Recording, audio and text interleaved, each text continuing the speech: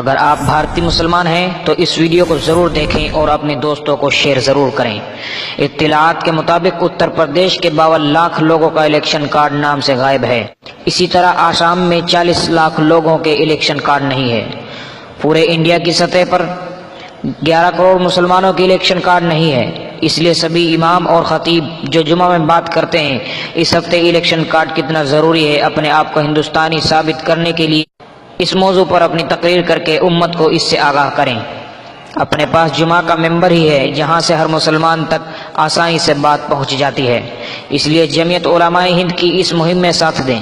1 ستمبر سے on line election card بنانا شروع ہے، اس لیے ہر فرد جو 18 سال کا ہے اس کا الیکشن کارڈ بنانے کی اپیل جمعہ کے روز ہر مسلمان سے ضرور کریں، ورنہ ہندوستانی مسلمانوں کو بنگلہ دیشی اور پاکستانی ثابت کرنے میں دیر نہیں لگے گی۔